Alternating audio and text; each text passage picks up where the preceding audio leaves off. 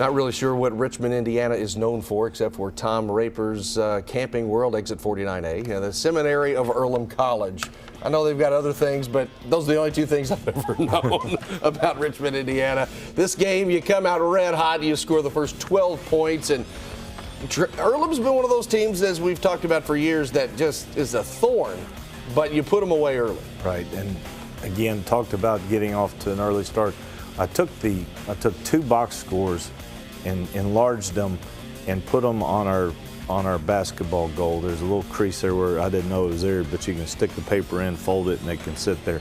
One of them was Earlham's win over Center College earlier in the year, and the other was Earlham's loss to Hanover 2 weeks ago by 1. And Makes no sense. And I said, we got to make sure that we come out ready to go, and they responded. The Wednesday games, there's only a couple Wednesday games where we missed the very last class of the day to get on the bus. Yeah. You know, we drive up there, we grab some Fazoli's up there in Florence Mall, y'all, and arrive at 6:10. It's not easy to drive 2:45 and 3 right and get off to a great start, but we did that. We got several guys really shooting tremendous from 3. 4 guys in shooting 40%. We had 4 guys in the Rose-Hulman game. You had 4 players that were 6 of 9, 2 of 3, 3 of 7, 5 of 7 from three-point range. And in this game, you still hit 16 of them. I mean, the basket is the size of a garbage can right now, a big garbage can. A very big garbage can. And the passes that are leading to those threes, other than Alex, we're trying to get him to get his threes off the dribble. But the ball movement has been tremendous. Yeah. We didn't have, this was not a game where the starters are going to put up big numbers. Alex Jones, 17 minutes and gets 10 assists. That's pretty darn good. 10 assists, 1 turnover. Yeah, but and the tough thing in this game, we'd look up in the stands, his mom broke her foot right before the game. So we go up to the upstairs. We're giving everybody's assignment, and he said, "Alex, you're guarding 22." And we said, "Hey, where's Alex?"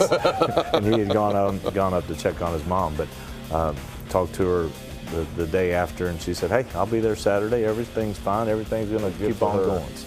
Good for her. That's the families that I have been able to meet over the last several years. That makes it a lot of fun too. Tristan Burgess, he hit a 3 a moment ago. His parents always like, "Hey, you gonna show our kid on TV this week?" Absolutely. And he is, when he gets in, and he has been a big plus, especially with the shooting. Nice steal on the inbounds play, and it was not to take anything away from Earlham, but they have traditionally been at the bottom of the standings. But to shoot how you shoot, 64.5%, I don't care if it's against no one, that is very difficult to do.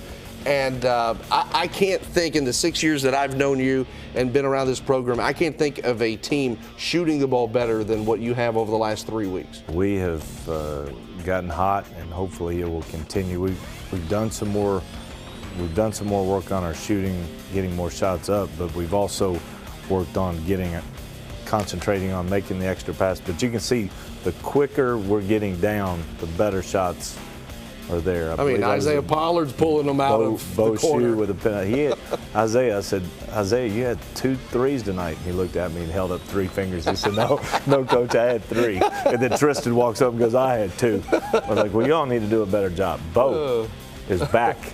Bo Shue, 4 of 7 from the field, 2 of 5 from three-point range, 10 points in 15 minutes. And it's also good to get some rest for your guys, too, because you have had double overtime games. The Rose-Hulman game, you went down to the wire. Nobody in this game had more than 22 minutes. Cooper had 22. Right. And I was hoping, as we drove up there, I was hoping that would be the case. It's one of those games, if you're looking at numbers and trying to get people's averages up and all that, this was a game, the way we handled it, because of we're sitting here needing to go, another another three and a half weeks of good, solid basketball. This was a game where I was hoping we could rest some guys, and we were able to do that. 40 bench points. That's got to be a mark that we haven't seen much this year. And because you had the early lead, you could go to the bench and get a lot of guys some playing time. You explode right out of the gate, 12-0, and then it was cruise control after that. We could have scored 120 in that game. Yeah, I mean, sure. We really I'm could sure. And just ended up backing off the press a little bit. Just a smidge. Just 4 guys in double figures. Alex Jones only 5 points, but 10 assists. He's doing it all over the place. And the game, 16 of 41 3-pointers. You know, you set the record about a month ago, I guess, when you hit 20 3-pointers. You've had 19 and 16 and 16, and it has been a free-for-all out there, and it's been crazy. 23 assists, only 11 turnovers, and with a month to go in this season, in the regular season, a serious case of congestion in the Heartland Conference. The top 4 teams are separated by 1 game. And we have Hanover coming to the Beck Center. Next Wednesday's huge. Mount St. Joe coming to the Beck Center, and then Anderson at the Beck Center yesterday. So when everybody ahead of you is coming to your house. Yeah, that's right. That's not too bad. What's for dinner? Well, I don't know. I have nothing on that. We'll be right back when we have a little fun with some of the Pios on Transy basketball.